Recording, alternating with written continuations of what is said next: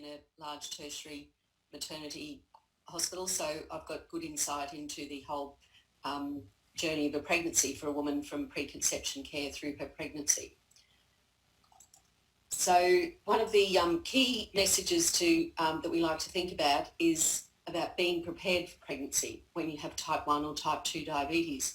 There's a lot of evidence around that has shown that with preconception counselling, we can achieve the best outcomes for women and their babies and their families. All women have got individual and differing requirements and needs, and these can change significantly along the way during pregnancy, during the birth and during the postpartum period. It's a time where you will require intensive management, and a multidisciplinary team, which you're going to hear from in this seminar, is considered to be the best approach. So that can be, members of your team can be an obstetrician, endocrinologist, dietitian, midwife and diabetes educator. And this can be via face-to-face consultations. There's a lot of telehealth being used now. So you may not have to travel big distances to be able to engage in these models of care. It can often be done now via telehealth and just to achieve the best outcome and offer as much input into your preconception care and pregnancy. So in being prepared for pregnancy, with type 1 diabetes, it's a time to refresh your skills, look at your knowledge around pregnancy, and to focus on yourselves to look at all your diabetes self-management. For women with type 2 diabetes, it could well be a new experience. For example, you may have had a previous pregnancy where you could have possibly had gestational diabetes and then went on to still to have type 2 diabetes post-pregnancy, or no diabetes in a previous pregnancy, and this is a new pregnancy for you with the added type 2 diabetes to be managed along the way during your pregnancy. So that's why when we look at that, everyone is very individual in their needs for a pregnancy. So with the education from a diabetes educator's point of view, we look across the board at all your self-management skills, and a lot of this is all the same for women with type 1 and type 2. So we look at the importance of frequent monitoring so that we can achieve optimum glycemic patterns. We look at your hypo and hyperglycemic treatment and recognition, and talk a little bit more about that, because during pregnancy, women with type 1 diabetes can sometimes have reduced hypoglycemic awareness. So you want to look at that. Nutrition and physical activity is an important adjunct therapy in managing your diabetes and being in the best health for pregnancy. So you will be having a presentation by a dietitian who will cover all that in depth about nutrition. Physical activity, if you're not engaged in any regular physical activity, you're planning a pregnancy, it's a good time to look at what options there are available to you. It doesn't mean you have to join expensive gyms. There's a lot of online activity, but along the way during pregnancy, there are some recommendations from the College of Obstetricians and Gynecologists where they recommend 30 minutes of physical activity on most days of the week is considered safe during pregnancy. And as long as it is low impact, suitable for pregnancy, and avoiding any, if you have any pregnancy complications, which an obstetrician will talk more about, where physical activity might not be recommended along the way. So preconception care and during pregnancy is a time of intense management. Maybe probably the most focused you'll be from maybe for some people from when they were first diagnosed with diabetes. We'll look at your medication management. Some women may have other medical conditions that require them to be on, for example, blood pressure medications that may not be suitable for pregnancy. So a complete overview of any medications that you might be on. For women with type 2 diabetes, you may well be on a type of diabetes medication or some of the other non-insulin injectables that aren't considered safe for pregnancy. So we need to review those and look at alternatives for those so that you are becoming pregnant in the best possible, with glycemic management being optimal for your pregnancy, for achieving pregnancy. So we do recommend that women with type 1 and type 2 diabetes do seek the input of an endocrinologist and diabetes educator about 6 to 12 months preconception to achieve all of that. and seeing your GP or an obstetrician to discuss pregnancy planning and looking at all the other general pregnancy planning issues that women would look at with when they don't have diabetes, things like your immunity to the various infections that can be of concern. So looking at your rubella, syphilis, hepatitis B, and looking at vaccinations to be sure that they're up to date as well. That's all important general health advice. So some practical tips when we're looking at self-blood glucose monitoring. Maybe it's a time to update your glucose meter that you've been using. There are some new ones coming out all the time. We look at the monitoring and the times and frequency. So monitoring times, and you will find you could be monitoring and checking your levels 6 to 8 times a day and even overnight when you get up. And that's to look at, if you get up during night, and that's to look at what your patterns are across the day, and medication can be adjused accordingly. Recording your results, now that can become a little bit tedious for you as well, because your healthcare team are going to want to look at these glucose results and assist you in making decisions on eating patterns, medication as well. So now with some of the meters that we've got, you can actually pair them with your phone, download an app, pair them with your phone, and that takes out a lot of the tediousness of having to actually write down glucose levels all the time. Lancet device and Lancets, making sure you've got your using single use only is the preferred option there. We want to reduce the risk of any infections, metal fatigue, and also to look at, for women, do you have a ketone testing meter?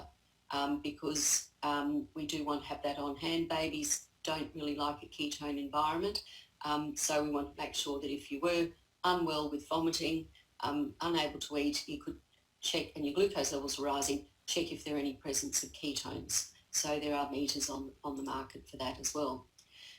We will be looking at your insulin therapy, and it is a time for intensive insulin therapy. And for women, if you've been type 2 diabetes and you've been on oral medications or other injectables, we would transfer you over to insulin, or metformin you can stay on that in your pregnancy as well.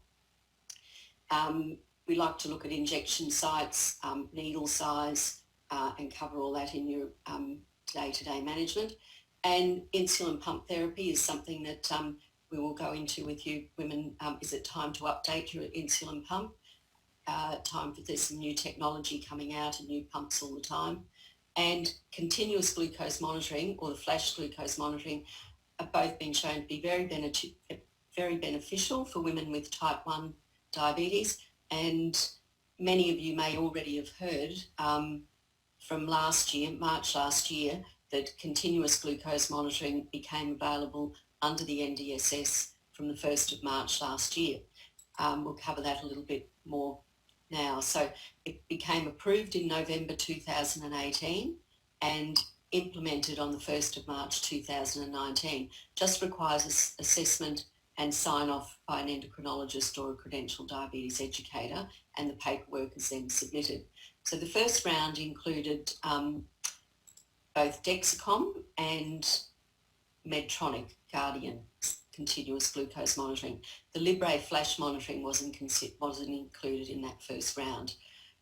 There's with continuous glucose monitoring in pregnancy or preconception, there's 2 categories on the paperwork to be looked at.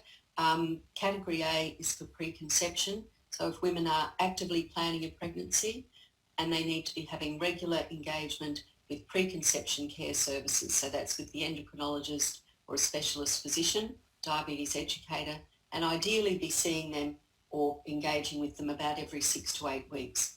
Initially, the approval is given for 6 months, and it can be extended for a further 6 months, so up to a maximum of 12 months for preconception care. There can be exceptional circumstances, and that is decided upon by the Department of Health.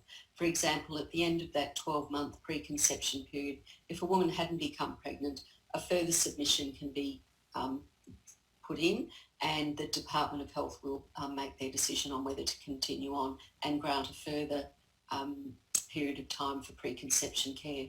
Pregnancy loss is also addressed in that, and currently it's approved period of continuous glucose monitoring that continues on. It's unchanged due to a pregnancy loss. Women do get sent an SMS advising them when that period is of access is ending soon, and that'd be a time to consult with your health practitioner and just see if you are eligible to extend for another 6 months or put in a application for special consideration.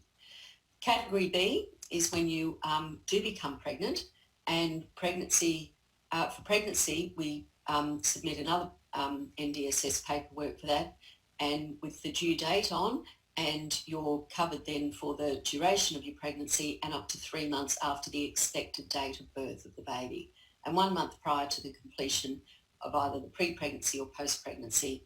As I mentioned, that you do receive that notification advising you that your period is extending, is finishing soon. The access will be ending.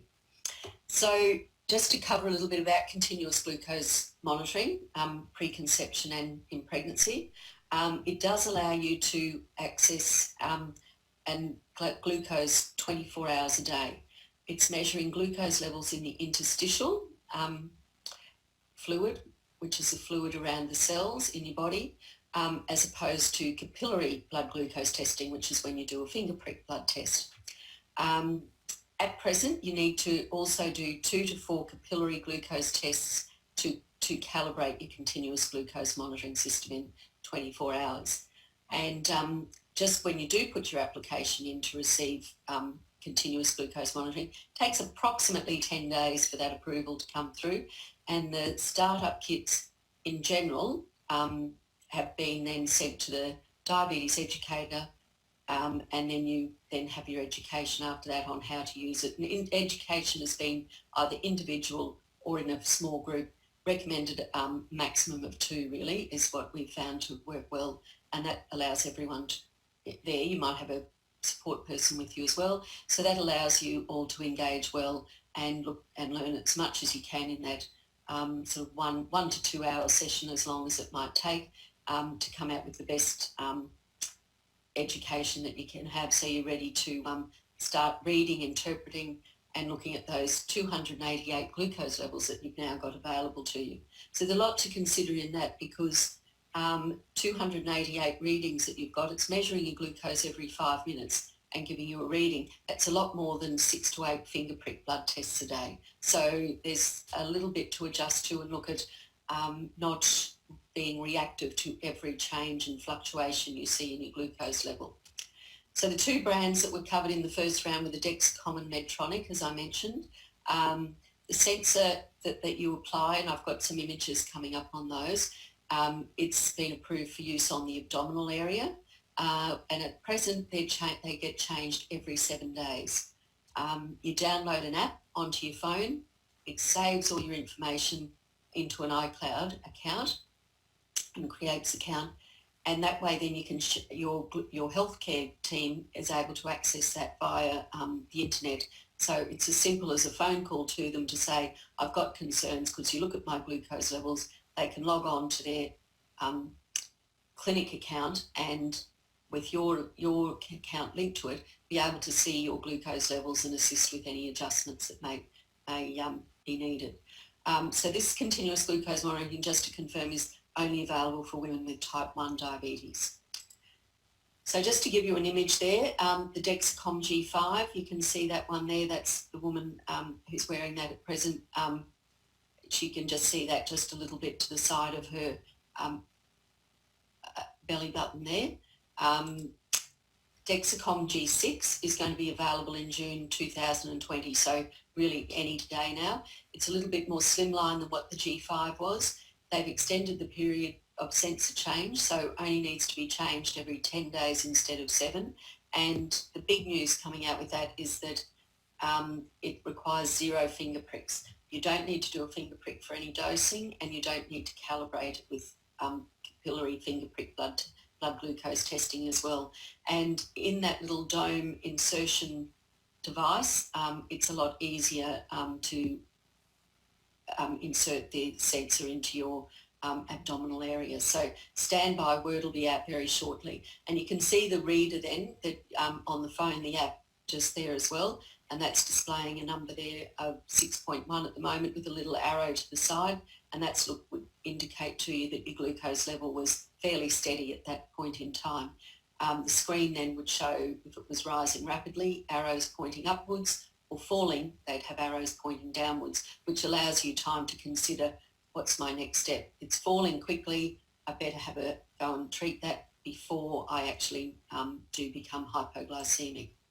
This is a look at how the Medtronic looks. Their sensor and transmitter is there. The transmitter doesn't need to be changed on the Medtronic, whereas the Dexcom, you change the new transmitter every 3 months. But that's an image of how it would look on your phone, that you'd be looking at all the fluctuations, and you could also log in then when you've eaten, your insulin doses, and it gives a very comprehensive report.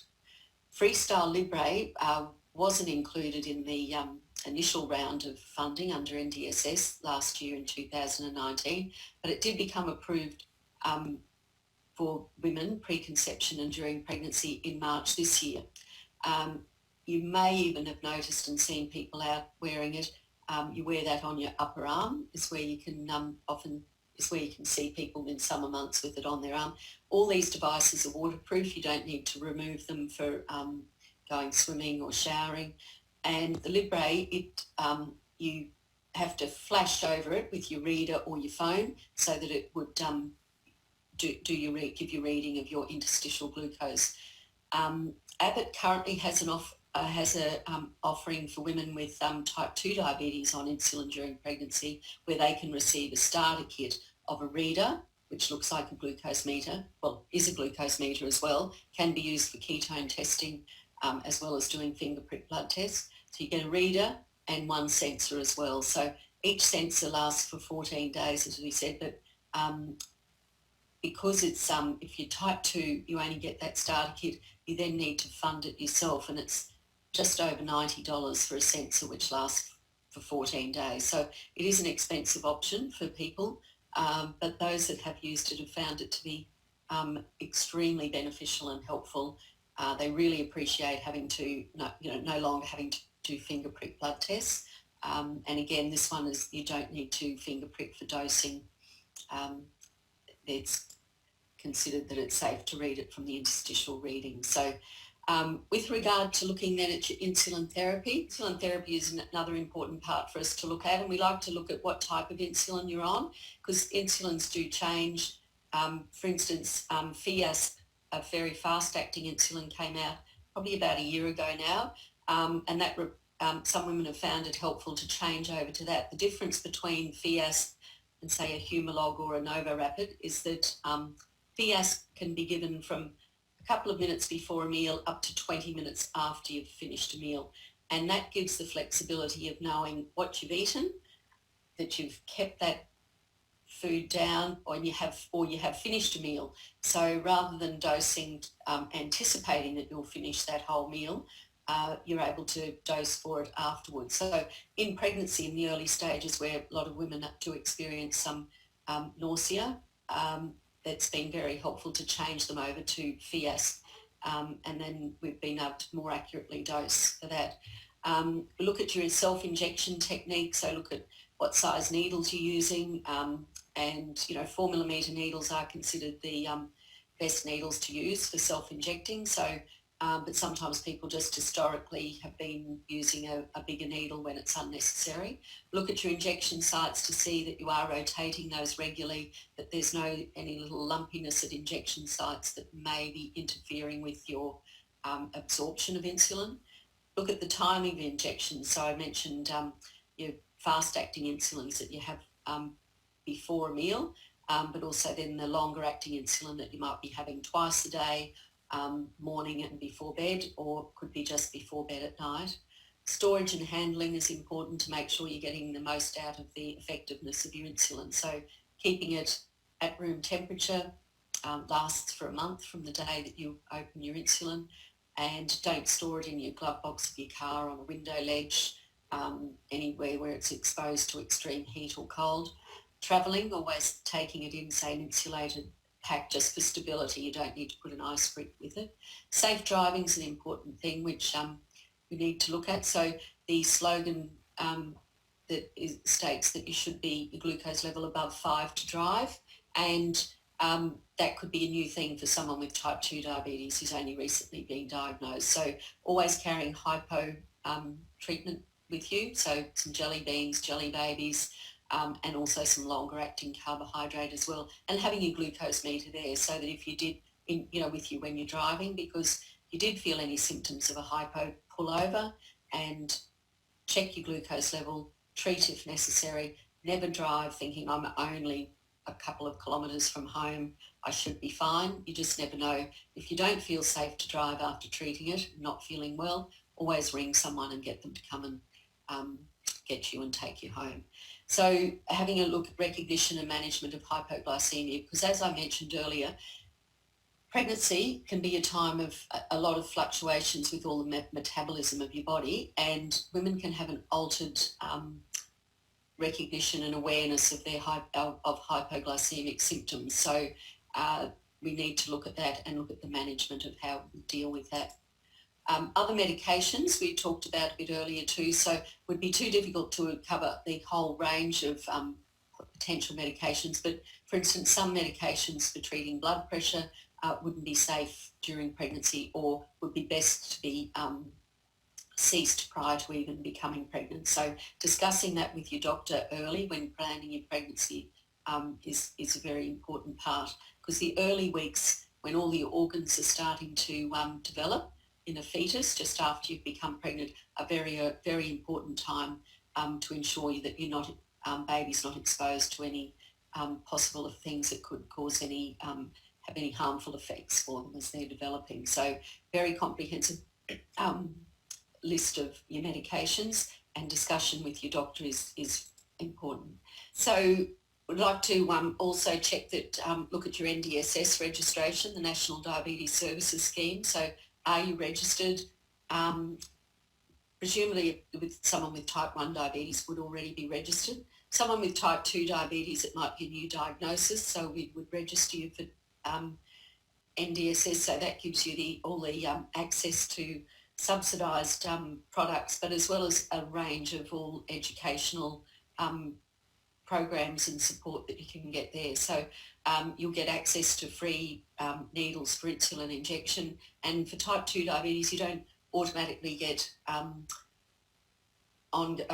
glucose testing strips, so we need to do some paperwork around that so that you'll get ongoing access to the glucose testing strips. There's some excellent resources that are put together by what we call an expert reference group, which sits under NDSS, and that's a group of professionals from a range of backgrounds: endocrinologists, GP, diabetes educator, midwife, dietitians, and they continually are updating all the resources that are available. So there's having a healthy baby for women with type 1, and there's a booklet about that. There's a checklist of things for you to look through. Same for having a healthy baby for women with type 2 diabetes.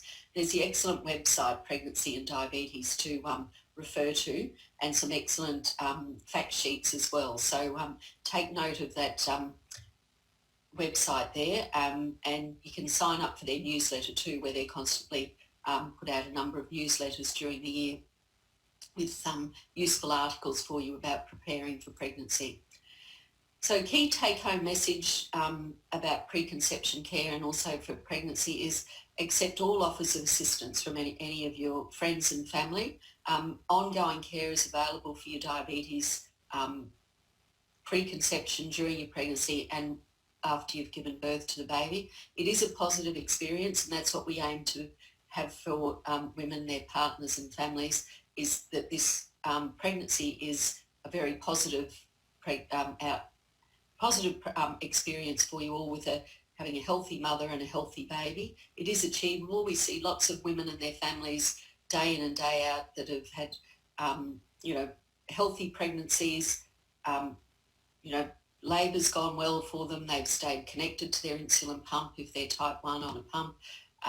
If they may have required a caesarean section, they still have very good outcome with that.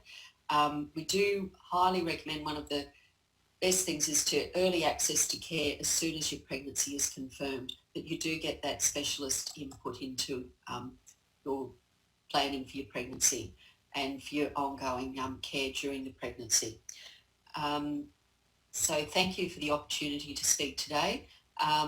There's a lot of support as well for you ongoing afterwards with breastfeeding and managing your diabetes once you've had the baby, and you can refer to midwives, lactation consultants and your whole healthcare team for any help around that. So thank you and enjoy the rest of the seminar.